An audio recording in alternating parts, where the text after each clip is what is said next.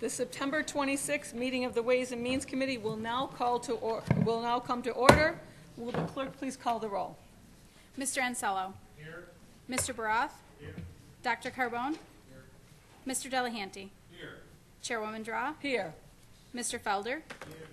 Mr. Hebert. Here. Ms. Cayley. Here. Mr. Marionetti. Here. Mr. Morelli is excused. Mr. Rocco. Here.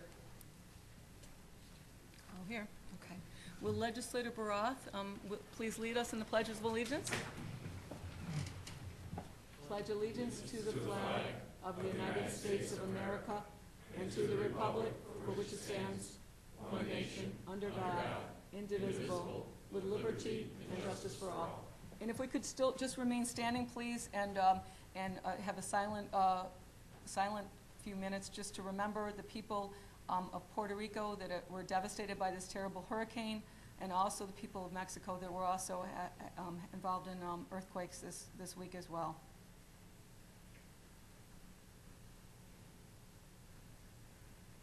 Thank you.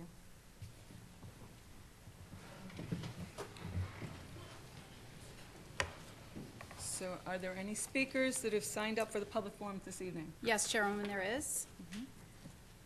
When I call your name, please come forward to the podium. You'll have 2 minutes in which to address the committee. Please conclude when the buzzer sounds. Thank you. Our speakers tonight are Dwight Moxley, Stephen Service, and Dan McDonald.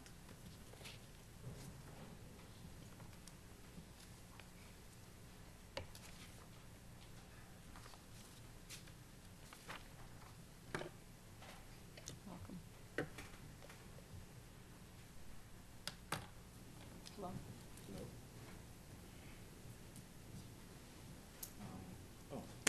You first. Good evening, everyone. My name is Stephen Service, no pun intended. I served in the military for 3 years during peaceful time, so that was good. The main reason why I'm here tonight is just to talk about the Service Disabled Veteran Business Act that was passed several years ago by Andrew Cuomo. I understand that Monroe County is considering adopting a resolution to make it, effective so that service disabled veteran business can have a fair chance at winning or even bidding on contracts that are set forth in the state of New York as well as in the county of Monroe. It's all about economic development. Economic development, growing the business, hiring more workers, capital improvement, capital investments.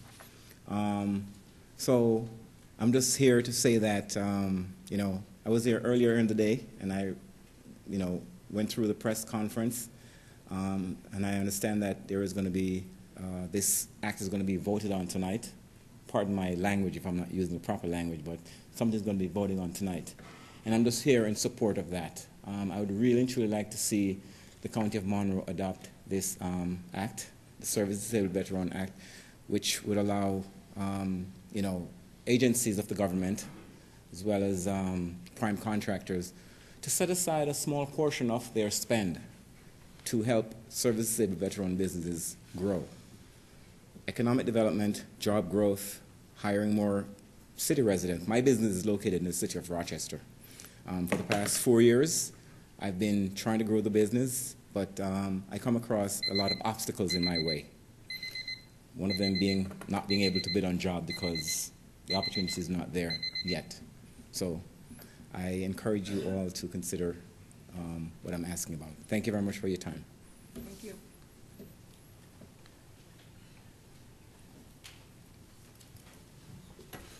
Good afternoon. This afternoon. Good afternoon, everyone. My name is Dwight Moxley, owner of Documents Plus LLC. We're a real estate investment company.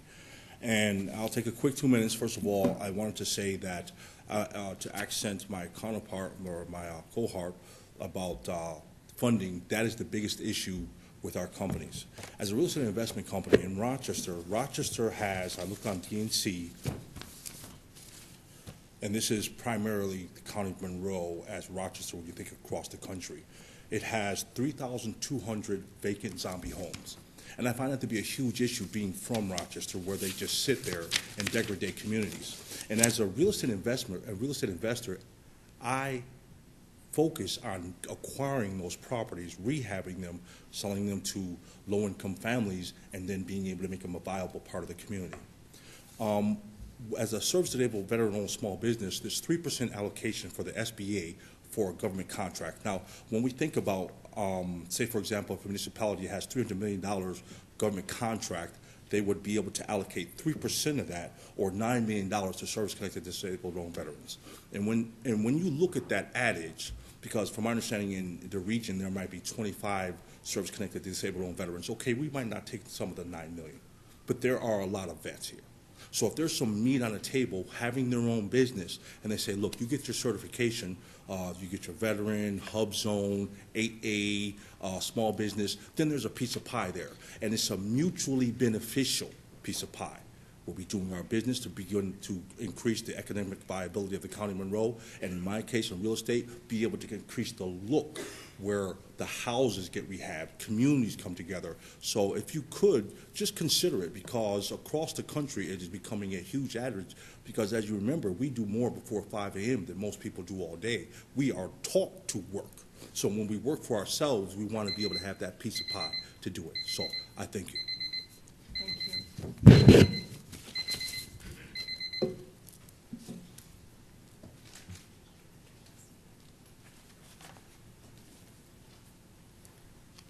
Hello all and good evening.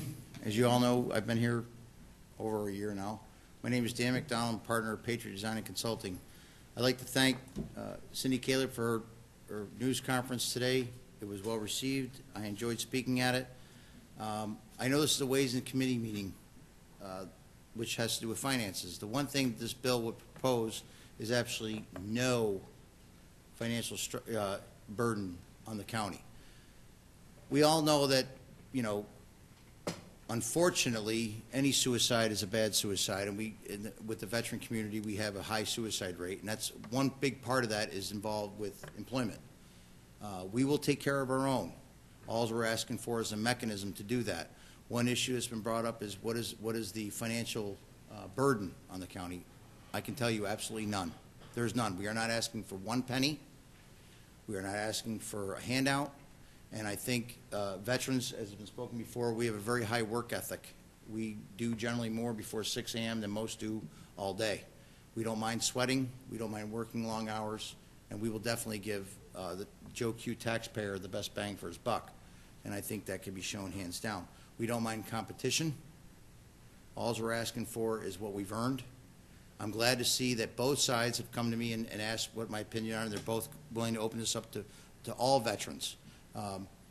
The federal government has a great protocol, and if you're worried about, well, how do we worry about, you know, a fraud? Trust me, with the CVE program, it's not going to happen. They can walk into your door at any given moment and want to see the books. You don't have to worry about fraud.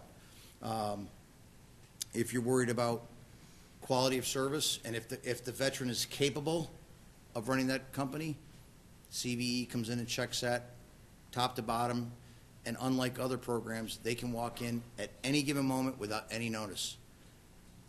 So I guess what I'm trying to say is you don't have to worry about a thing. It's the right thing to do. It's time to get it done. I'm glad that both sides are talking about this. Please, like I've said in times before, please show us the courage that we have shown all of you. Thank you very much and have a great night. Thank you. Seeing no other people that would like to address the committee at this time, thank you, gentlemen. The next item on the agenda is the approval of minutes. You have the minutes from the August 22nd meeting. They will stand approved unless the clerk is notified by any changes by the end of today. The next item on the agenda is new business. Madam Clerk. Legislator Hebert. Yes, Madam Chairwoman. I move the entire agenda with the exception of the following 6 referrals: 170251, 255, 256, 260, 269, and 272. All those in favor signify by saying aye. Aye. Any opposed? Item carries. next item, Madam Clerk. Referral 17-0251. It's moved by Legislator Kalin and it's seconded by Legislator Baroth. And at this time, I would like to allow the maker of this motion to speak on this referral.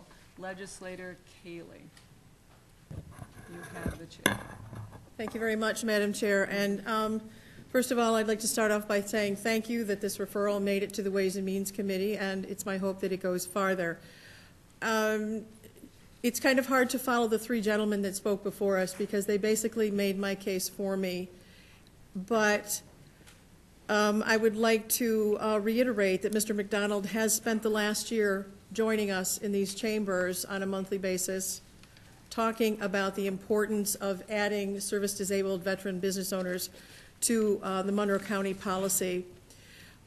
And it's been through the exchange with both sides of the aisle that it was expanded to not just use the service-disabled registry, which is easily accessed by the state registry, accessed by the county, but also to be able to use the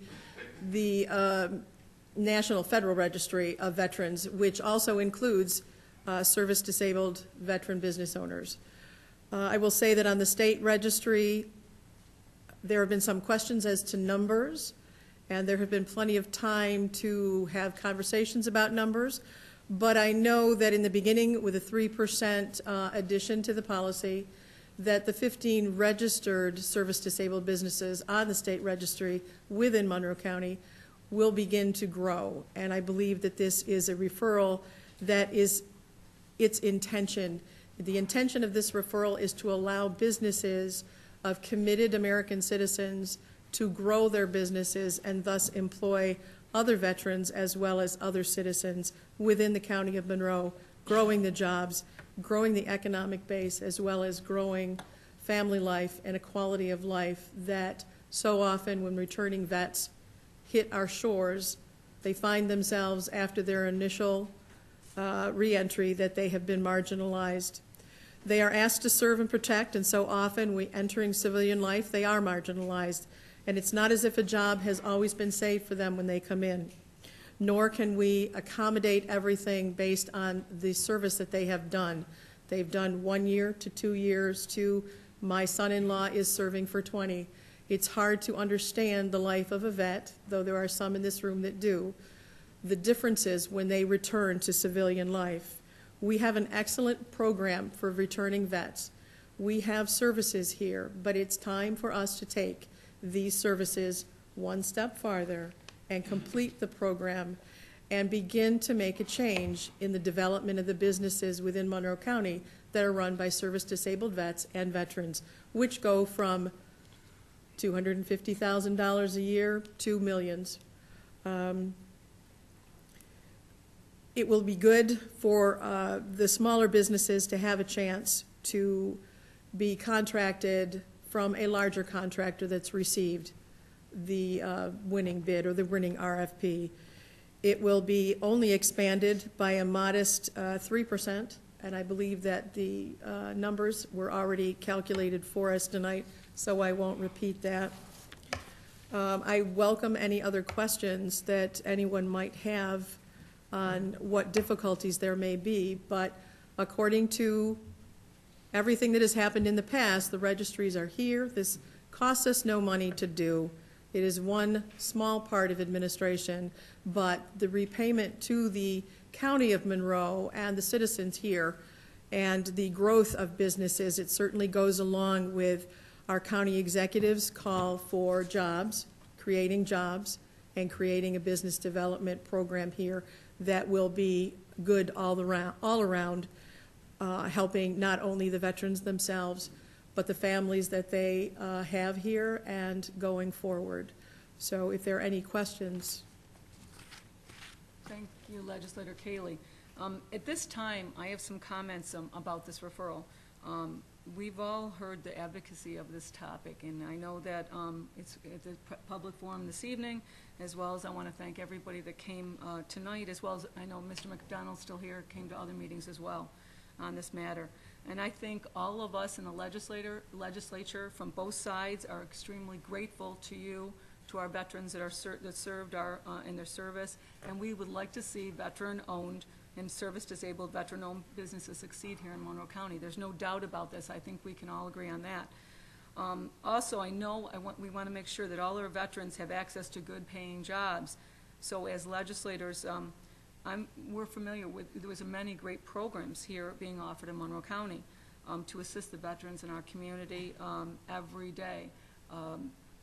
In 1989, I have a resolution from when the legislature evaluated and implemented the minority women and minority women-owned business enterprises statement. Their resolution did not include specific numbers for the policy, but it stated that, and I'd like to quote, the prescribed levels will be based upon factors including but not limited to geographical location, contract size, contract type, and availability of these MWBEs. I agree with this assessment, and I have concerns over the numbers that are included in this referral tonight that you've referred us to, legislator. So therefore, I'm going to refer, as the chairperson of this committee, I'm going to refer this item to the county administration. I'm going to ask them that they conduct their evaluation on whether or not this is referral is feasible as written, and provide the committee, my committee, this committee, the Ways and Means Committee, a report on this. So, To which numbers are you referring to? I'm sorry, to the numbers that you put through in your minority in your referral. I'm asking specific numbers. I have the referral in front of me. If you don't, I can give it to you. I have it. I have your referral. I'm referring to they've been included as far as what minority-owned businesses, all construction and procurement activities in the county that have you looked into. At this time, though, I'm going to refer this entire point of the administration going to include any sort of time frame, or is it going to be lost in perpetuity? No, it won't be lost in time. Then what would the time frame be? No, I will ask them, and at this time, I'm going to evaluate, I'm going to ask for periodic check-ins on that to ensure that progress is being made on this evaluation, and I will ask that. Point of information, is the chair aware of the fact that, to my knowledge, not a single matter referred to the administration has ever returned back to legislature? That has nothing to do with this referral that I'm referring to tonight.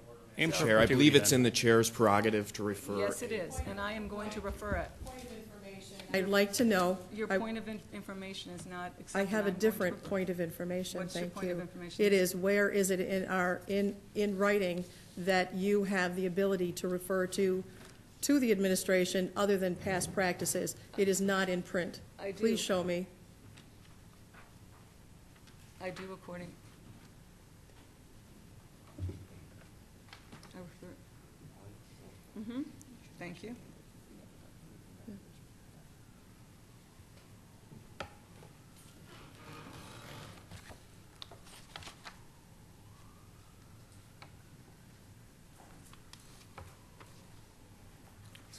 Number four?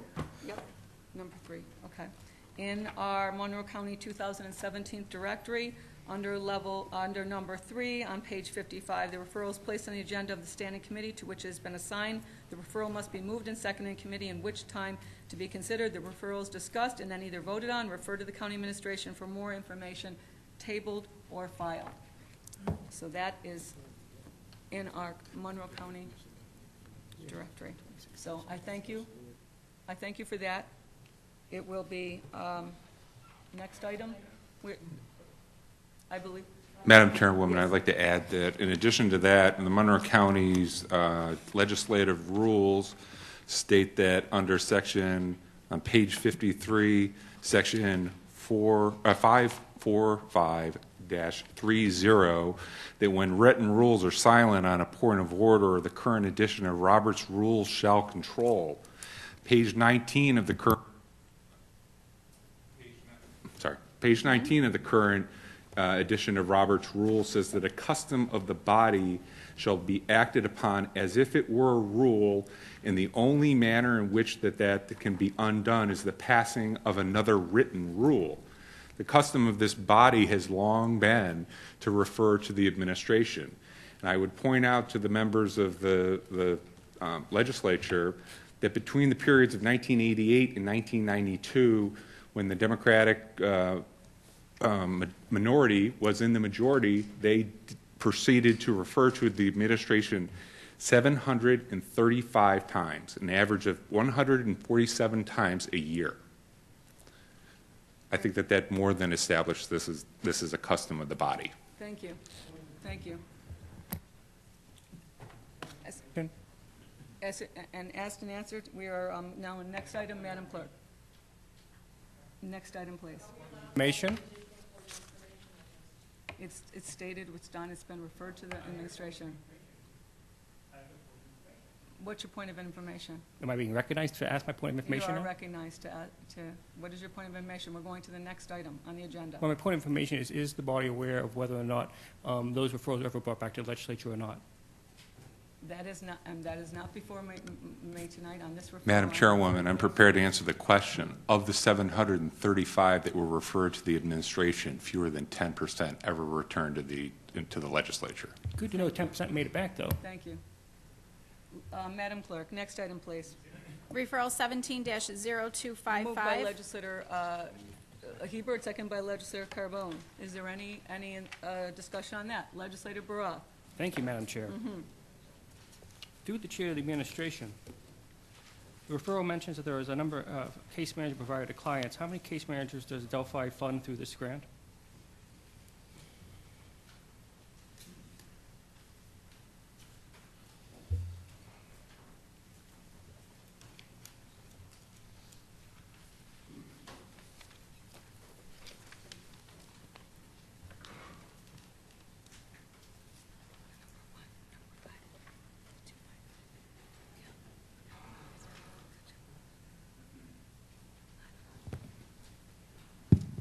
Through the chair, this is Todd Wersinger, Deputy Chief Probation Officer, Monroe County Office of Probation.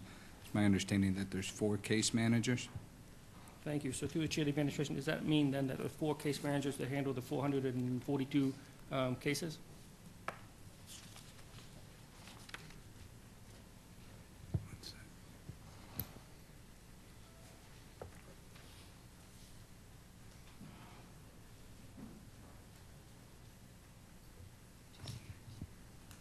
Through the chair, that is correct, and they also refer out to additional services.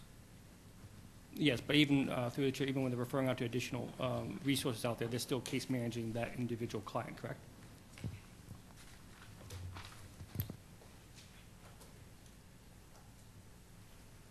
That is correct, in conjunction with a supervising parole officer. Thank you. Any other discussion? Seeing none, all those in favor signify by saying aye. Any opposed? Item carries. Next item, please. Referral 17-0256. Moved by Legislator Carbone and seconded by Legislator Delahanty. Is there any discussion on this? Legislator Baroff. Thank you, Madam Chair. Through the chair to the administration, I noticed that we have an increase of $6,000 on this particular grant from $9,500 this year. Last year it was approximately $3,500, and the year before that it was approximately $10,000. My question is, given this fluctuation in funding year over year, has there been any corresponding change in the services provided, or the services provided stayed constant over the years? Through the chair, what has happened is we gauge, it's basically to buy car seats, so we buy as many as we can and hold as many fitting stations as allowable with this dollar amount. So through the chair of the administration, so I understand, so when the funding is low, we buy fewer chairs, and when the funding is higher, we buy more chairs, correct? Through the chair, that is correct. Thank you. Any other discussion? Seeing none, all those in favor signify by saying aye. Aye. Any opposed? Item carries. Next item, please. Referral 17-0260. Moved by Legislator Delahanty and seconded by Legislator Rocco. Is there any discussion on this? Legislator Cayley. Thank you, Madam Chair. Through you to the administration. Yeah, a few more questions on this purchase. Initially, there are 2 parcels that are currently being used as parking. I don't know the process as to whether or not the parking is going to be utilized, managed by Monroe County, or is the large lot at Church and Fitzhugh going to be contracted out? Through the chair, that has not yet been determined. Well, then, thank you. For a little bit of information through the chair, is there a reason why we wouldn't contract it out, or we would run it ourselves?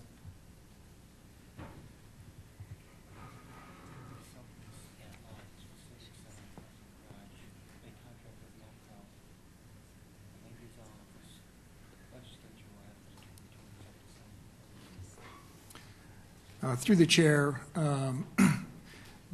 that parking lot is sublet to City Center Parking LDC, who then contracts with MAPCO for operation. When that LDC comes up for dissolution, it will come in front of this body to determine if that contract between MAPCO to operate will be assigned or dissolved. Thank you. And then through the chair, could you address the little pocket parking lot on the other corner that is in this parcel sale purchase? I believe there's one at the corner of Plymouth and at Maine. Am I Through the right? chair, the parking lot that's at the corner of Plymouth and Maine is not part of this. The other parking lot that is part of this is the gated lot next to Hochstein. Then, through the chair, could you, I'm getting confused as to location. Could you just give me where the entrance is to that lot? Through the chair, the entrance to that lot is off of Plymouth Avenue. All right, it's just to be clear, that's actually the place I was being facetious when I said the little parking lot. I think that it's a small space, through the chair? Through the chair, there's room for about 40, 45 cars in that parking lot. And then through the chair, how is that being currently utilized? Who uses it and who manages it? Through the chair, it is currently utilized by only county vehicles, and until any further decision is made, it will continue to be used by only county vehicles. Thank you. And is that, through the chair, is there a fee involved with that for parking for county employees? Through the chair, it's not employee parking, it's county-owned vehicles. So a variety of departments, DES, DOT, public safety, all have county-owned vehicles that park in that lot. Many of them are left there overnight. That's why it's a secure lot. All right, thank you. And then through the chair, at this point, then ownership of that property would result in a savings.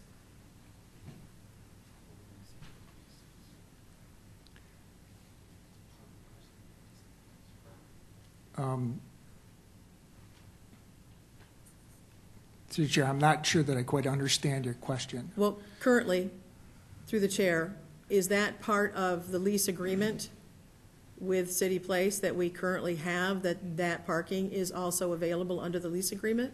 Through the chair, yes, it is. And so, depending on how much money through the chair is spent, it may end up being a savings. We no longer have to pay that lease.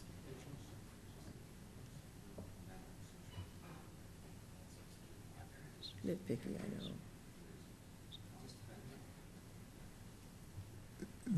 know.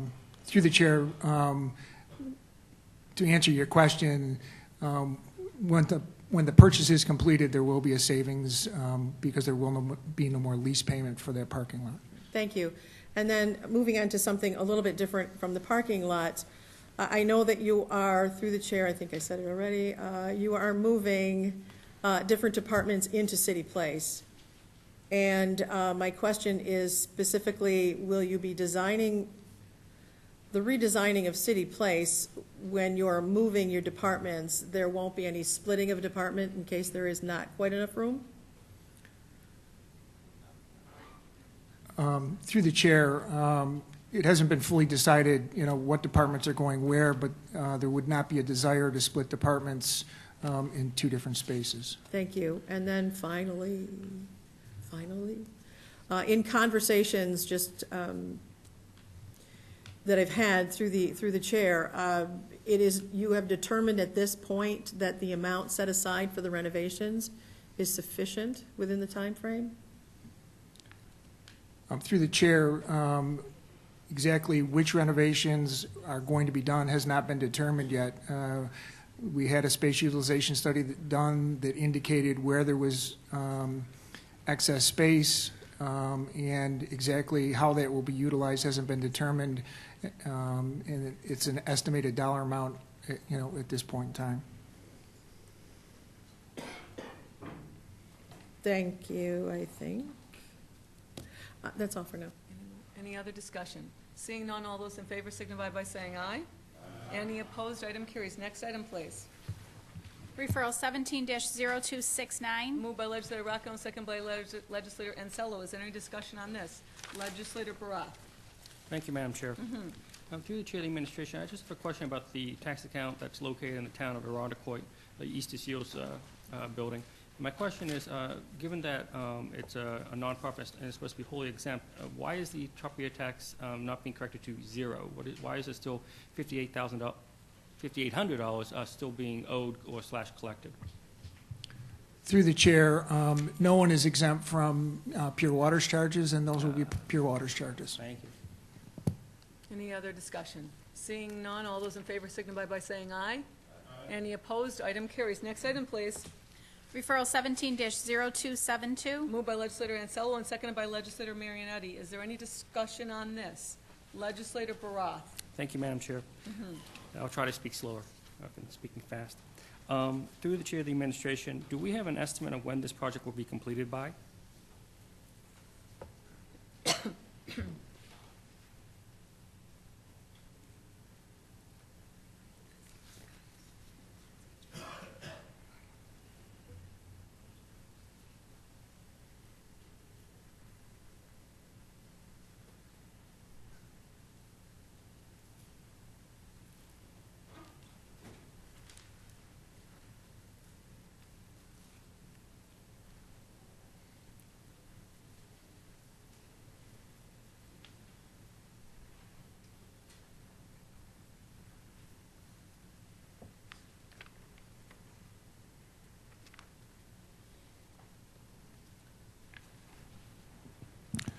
Through you, Madam Chair, I apologize for the delay. I'm just looking through the background information to see if that was indicated.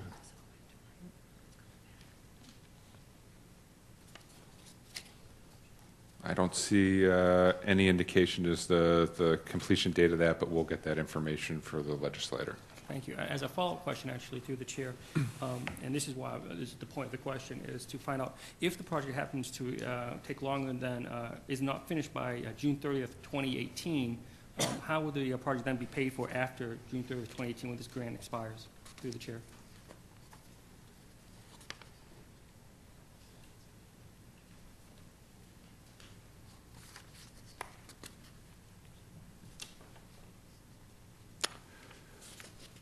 Through you, Madam Chairwoman, again, I will provide the information for the legislator. I don't have the details about how the arrangement, the contractual arrangement, will work with the particular vendor to determine whether or not that they would be obligated to complete the, continue the work until completion and the implementation, regardless of the period that we indicated here, or what mechanism would be available. But I'll find that out and inform you.